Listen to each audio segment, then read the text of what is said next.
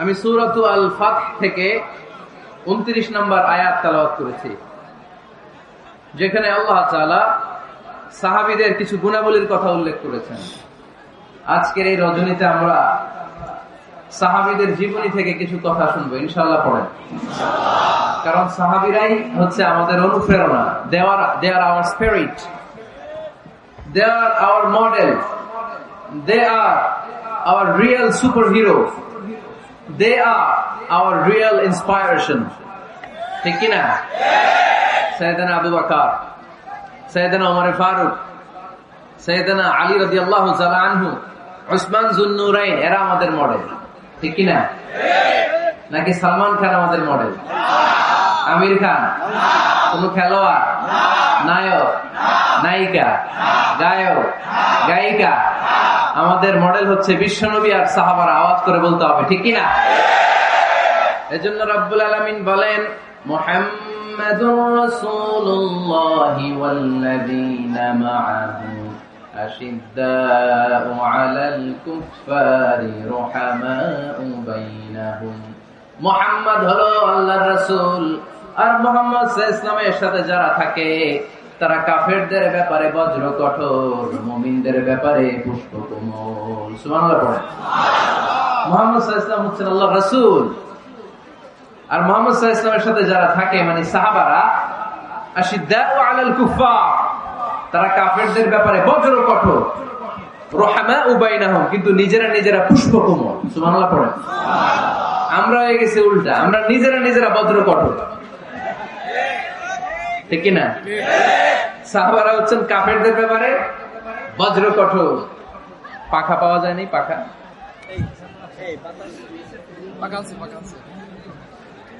সাহাবারা কাফেরদের ব্যাপারে বজ্র কঠোর। বুঝে শুনে উত্তর দিবেন। কাদের ব্যাপারে? কাফেরদের ব্যাপারে। আর নিজেরা পুষ্পকোমল। আমরা তার উল্টো, আমরা নিজেরা বজ্র কঠোর। দেখা হইলেই বলে আপনি কোন পীরের মুরিদ, দেখা হইলে শুরুতেই বলে আপনি কোন দল করেন। আছে না নাই? আর কাফের ফতুয়া তো বলে লাভ নাই। আছে না নাই? আচ্ছা ভাই, আমরা সবাই ভাই। ইন্নামাল মুমিনুনা ইখওয়া ফাসলিহু বাইনা আখাওয়াইকুম। আমরা যে ভাই, এটা আমরা ভুলে গেছি।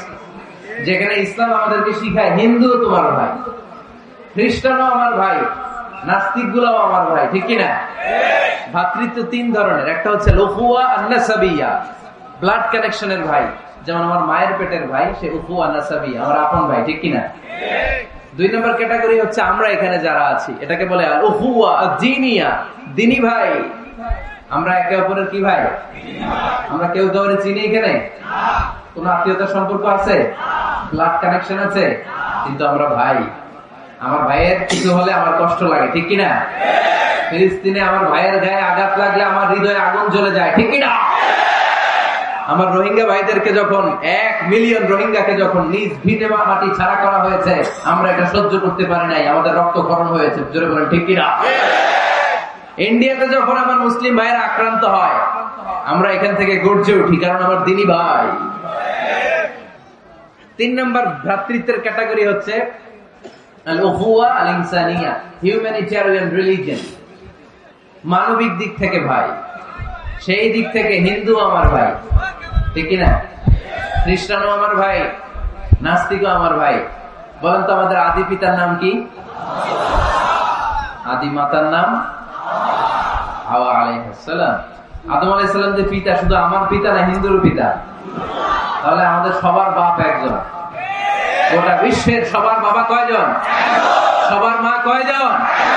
আমাদের কোরআন কয়টা?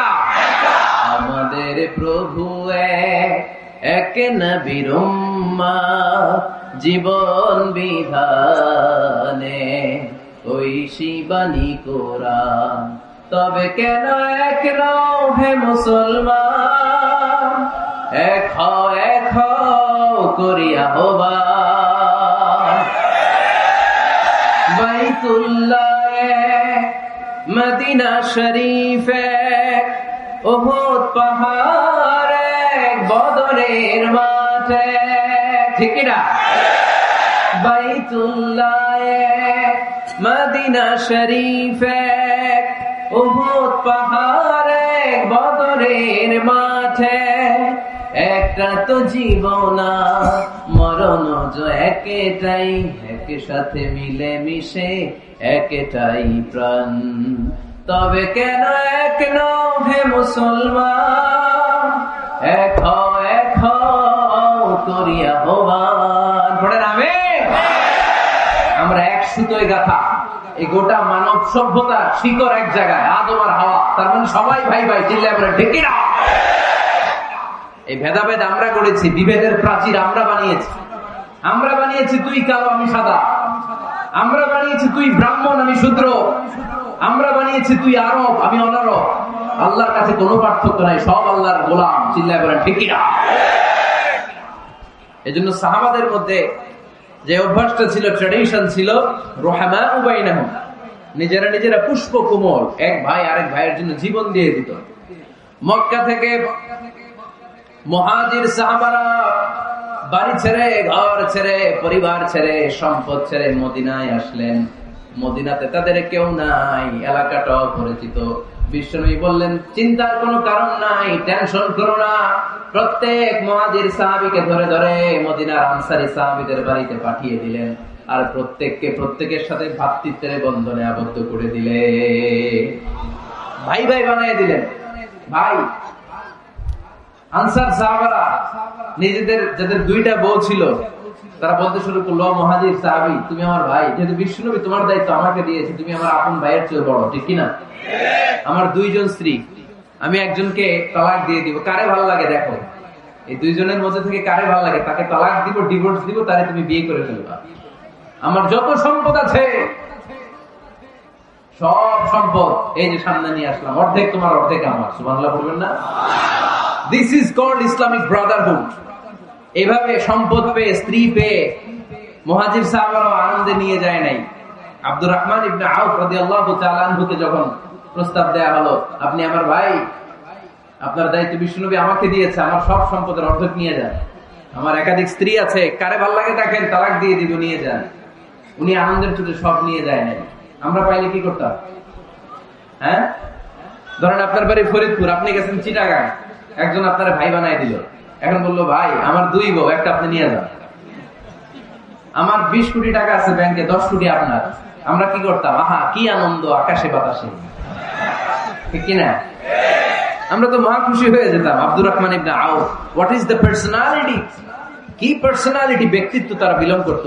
উনি বলেছেন, দুল্লানি আলা সুক বারাকাল্লাহু ফি মালিকা ওয়া আহলিক, আল্লাহ তোমার স্ত্রীর মধ্যেও বরকত দেখ, সম্পদেও বরকত দেখ। আমার সম্পদও লাগবে না, স্ত্রীও লাগবে না, শুধু বাজারটা কোথায়, show me the way to market, মদিনার বাজারটা কোথায় দেখায় দাও, আমি ব্যবসা করে নিজেই ধনী হয়ে যাব।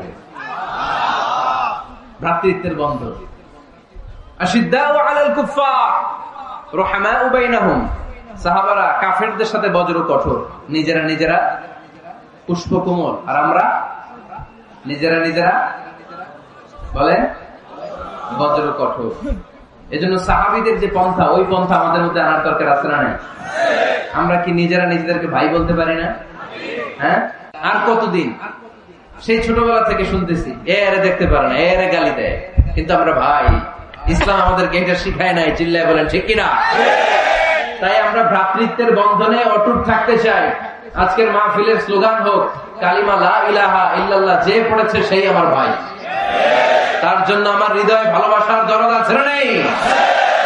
এজন্য রব্বুল আলামিন বলেন, মুহাম্মাদুর রাসূলুল্লাহি ওয়াল্লাযীনা মাআহু আশিদ্দাউ আলাল কুফফারি রুহামাউ বাইনাহুম।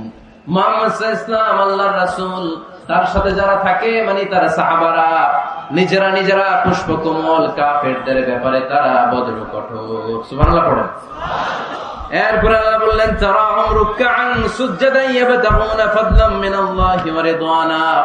ও নবী, আপনি দেখবেন আপনার সাহাবারা সব সময় রুকু করে, সব সময় সিজদা করে, সিজদার মধ্যে তারা মাথা ঠুকে ঠুকে আমার দরবারে কাঁদে, ঠিক কি না? সাহাবাদের একটা বৈশিষ্ট্য হচ্ছে, অবসর পেলেই ওনারা রুকু করতেন, সিজদা করতেন। আকরাবু মা ইয়াকুনুল আবদু মির রাব্বিহি ওয়া হুয়া সাজিদ ফাআকসিরু ফীহি দুআ। বান্দা যখন সেজদায় লুটিয়ে পড়ে, বান্দা তখন আল্লাহ সবচেয়ে কাছে চলে যায়। আমরা যখন সেজদা দেই তখন আল্লাহর কাছে চলে যাই। কখন কাছে চলে যাই? যখন কি দেই?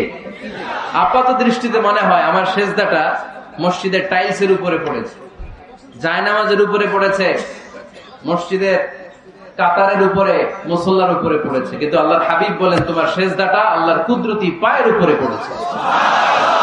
সাহাবীরা সব সময় রুকু সেজদায় পড়ে থাকতেন, আল্লাহর কাছে তারা চাইতেন। তাই আমাদের মডেল হবে সাহাবারা।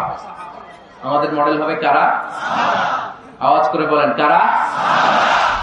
এই মেসেজটা বাড়িতে নিয়ে যেতে পারবেন তো? This is the first message I dropped today for the people of Faridpur. Faridpur বাসীর জন্য আজকের আমার প্রথম মেসেজ, আমাদের মডেল হচ্ছে সাহাবারা। ঠিক কিনা? সাহাবারা আমাদের মডেল, ওনারা আমাদের ইন্সপায়ারেশন, ওনারা আমাদের অনুপ্রেরণা। এজন্য আল্লাহ হাবিব সাল্লাল্লাহু আলাইহি ওয়াসাল্লাম বলেছেন লা তাসুব্বু আসহাবি, খবরদার আমার সাহাবাদেরকে গালি দিও না। তোমরা যদি উহুদ পাহাড় পরিমাণ স্বর্ণ দান করো, আমার সাহাবারা ওই কঠিন মুহূর্তে যে এক মুঠ চাল দান করেছিল, ওই চালের দানের সমান হবে না।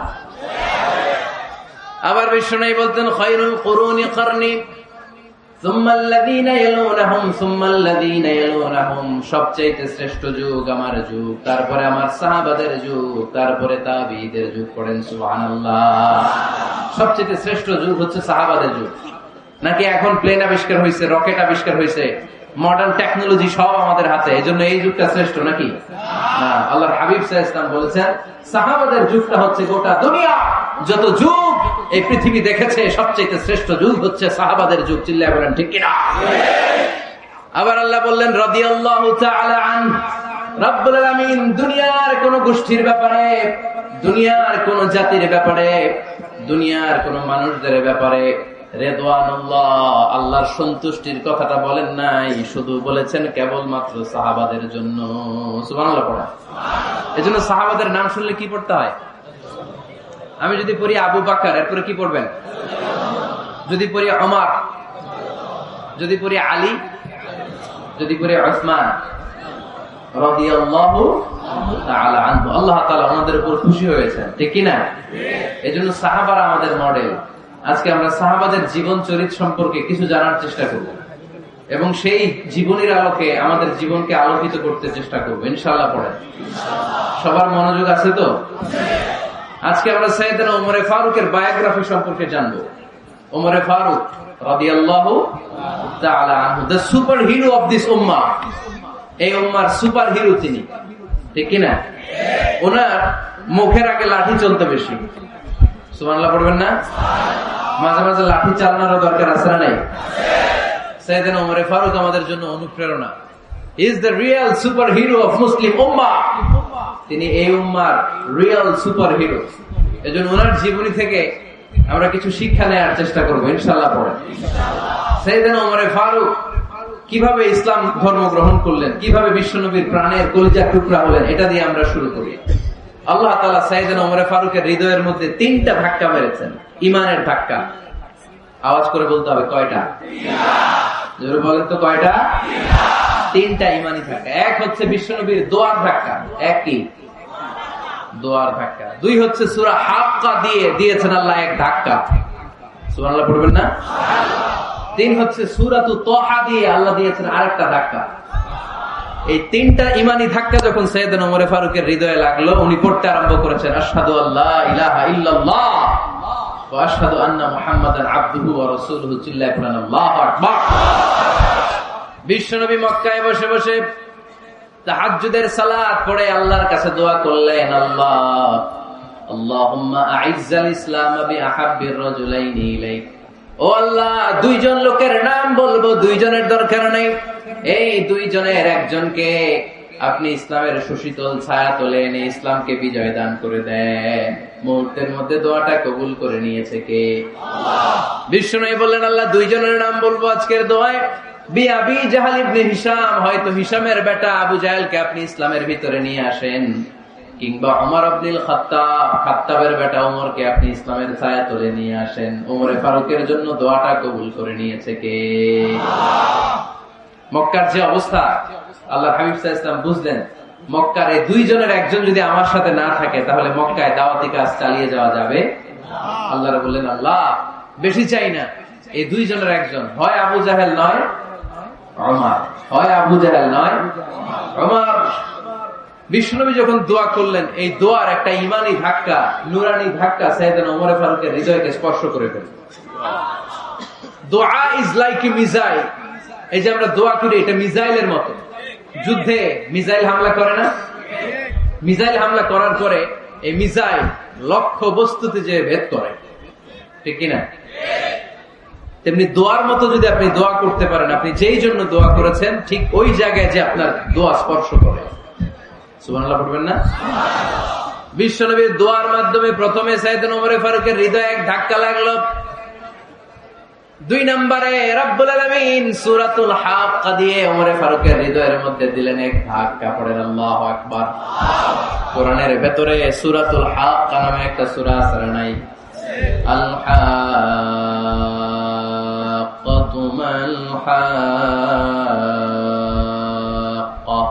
ওয়া মা আদরাকা মাল হাক্কা। পড়েন আল্লাহু আকবার। বিশ্বনবী যখন দোয়া করলেন, ওই দোয়া যখন সাইয়েদনা ওমর ফারুকের হৃদয় স্পর্শ করলো, সাইয়েদনা ওমর ফারুক সব সময় বিশ্বনবীরে ফলো করতে আরম্ভ করলেন। বিশ্বনবী ডানে গেলে লুকিয়ে লুকিয়ে ওমর ফারুক ডানে যায়, বিশ্বনবী বায়ে গেলে লুকিয়ে লুকিয়ে ওমর ফারুক বায়ে যায়। বিশ্বনবী একবার মসজিদুল হারামে যে নামাজ পড়তে শুরু করলেন, ওমর ফারুক তখন বিশ্বনবীর পিছু পিছু ছদ্মবেশে পেছন থেকে যে বিশ্বনবী কিভাবে নামাজ পড়ে দেখতে শুরু করলেন। বিশ্বনবী ইন দা মিন টাইম এশারা নামাজে আল হাক্কাতু মাল হাক্কা তেলাওয়াত শুরু করে দিলেন। আল হাক্কাতু মাল হাক্কা তেলাওয়াত শুরু করে দিলেন। তেলাওয়াত করতে করতে বিশ্বনবী যখন তেলাওয়াত করতেছে, ওমর ফারুক এরকম দুলতেছে আর মজা পাচ্ছে। ওমিয়া বিশ্বনবীর কণ্ঠ বুঝি আমার মতো কণ্ঠ? আপনার মতো কণ্ঠ? আহমদ বিন ইউসুফের কণ্ঠ? আব্দুল বাসিতের কণ্ঠ না? বিশ্বনবীর গলায় যে কি সুরের ঝংকার আল্লাহ দিয়েছেন, কি সুরের লহরী আল্লাহ দিয়েছেন, একবার যে শুনতো পাগল হয়ে যেত। আল্লাহু আকবার। বিশ্বনবী সূরা হাক্কা মন্ত্রমুগ্ধ তেলাওয়াতে, মন্ত্রমুগ্ধ সুর দিয়ে, মন্ত্রমুগ্ধ কণ্ঠ দিয়ে তেলাওয়াত করতে লাগলেন। এশার সালাতে ওমর ফারুক দুলতে লাগলেন। ওমর ফারুক যত শুনেন অবাক হয়ে যায়, যত শুনেন অবাক হয়ে যায়, যতই শুনে অবাক। কিরে? কারণ তিনি আরবি ভাষা বুঝতেন। এত সুন্দর শব্দের গাঁথনি, এত প্রাঞ্জল বর্ণনা, এত সুন্দর অন্তমিল, এটা কবিতা না হয়ে পারে না। উনি মনে মনে ভাবলেন, এটা মনে হয় কবিতা। It might be poem, it could be poem. Muhammad মনে হয় কবি হয়ে গেছে, তার কাব্য প্রতিভা দিয়ে সে এটা বানিয়েছে। তা না হলে এত সুন্দর কথা, এটা কবিতা না হয়ে পারে। ইন দ্য মিন টাইম বিশ্বনবী কিন্তু দেখতেছে না যে পেছনে ওমর। বিশ্বনবী তেলাওয়াত করছিলেন, ইন দ্য মিন টাইম বিশ্বনবী পড়ছিলেন, ওমা হুয়া বিকাউলি শাইরিন কলিলাম মা তুমিনুন। এর অর্থ হলো এটা কোনো কবির কথা নয়, খুব অল্প সংখ্যক লোকই তোমরা ঈমান আনো। সুবহানাল্লাহ পড়ো।